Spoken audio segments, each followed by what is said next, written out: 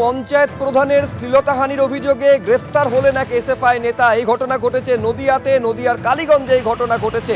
যদিও সিপিএমের তরফে দাবি করা হচ্ছে সম্পূর্ণ ভিত্তিহীন অভিযোগ, ওই এসএফআই নেতাকে ফাঁসানো হয়েছে। গত 16 তারিখ ওই যুবক সার্টিফিকেট আনতে যান পঞ্চায়েতে। বেশ কিছুদিন ধরে সার্টিফিকেটের জন্য ঘোরাচ্ছিলেন প্রধান, এমনটা অভিযোগ সিপিএমের। 16 তারিখও প্রধান দেরি করে আসায় ক্ষোভে ফেটে পড়েন এসএফআই নেতা। তারপরই প্রধানের সঙ্গে এসএফআই নেতার বাদানুবাদ শুরু হয়ে যায় বলে সিপিএমের দাবি। ওই এসএফআই নেতা সার্টিফিকেট নিতে এসে দুর্ব্যবহার এবং গালিগালাজ করেছেন বলে অভিযোগ করছেন প্রধান।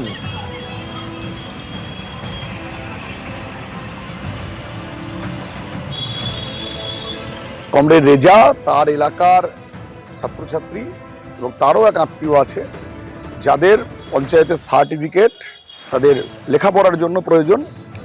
গত প্রায় 15 দিন ধরেই যাচ্ছে, বারবার তাকে ঘোরানো হচ্ছে। পঞ্চায়েতের লিগ্যাল সেখানকার অধিবাসী ছাত্রছাত্রী তারা সার্টিফিকেট পাচ্ছে না। সেই দিনকে প্রধান তাদেরকে হুমকি দেখিয়ে বলেন যে পঞ্চায়েতের যিনি তৃণমূলের সভাপতি আছে তার সাথে কথা বলে তবে সার্টিফিকেট নিতে হবে।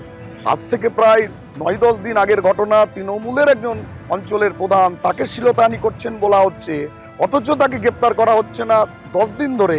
কাল কেন গ্রেপ্তার করা হলো? পুলিশ এভাবে রাত্রের বেলাতে চোরের মতো কার্যত রেজাকে গ্রেপ্তার করলো। কিন্তু এটা আমরা মনে করিয়ে দিতে চাই যে রেজার গ্রেপ্তারি করে এই লড়াইকে, আন্দোলনকে দমিয়ে রাখা যাবে না।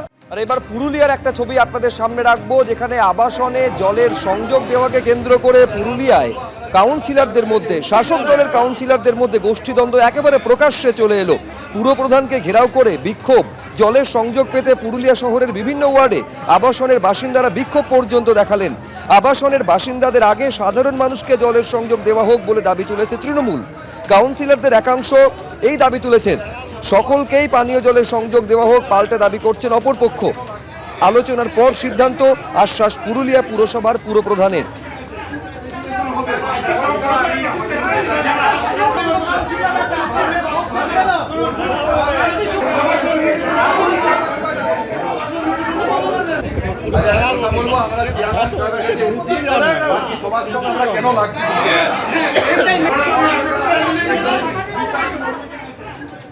যারা এসেছিলেন তার মধ্যে 75% মানুষের কোনো ট্যাক্স দেওয়া নেই।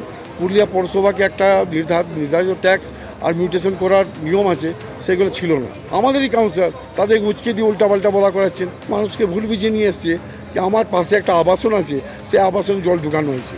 ভুল বুঝিয়ে মানুষকে কতদিন রাখতে পারবে এই কাউন্সিলররা? আমরা এটা একটা ট্রায়াল হয়েছিল এবং তারপরে এটা নিয়ে কাউন্সিলরদের মধ্যে মতানৈক্য আসে। আমরা কাউন্সিলরদের নিয়ে মিটিং হবে, বোর্ড অফ কাউন্সিলার্স মিটিং হবে, মিটিংয়ে বসবো, প্রশাসনিক লেভেলে আমরা বসে নিষ্পত্তি ঘটিয়ে শহরের বুকে যাদের মিউটেশন আছে প্রত্যেককে, যারা আবেদন করেছেন জলের জন্য, প্রত্যেককে জল দিতে আমরা বদ্ধ করি।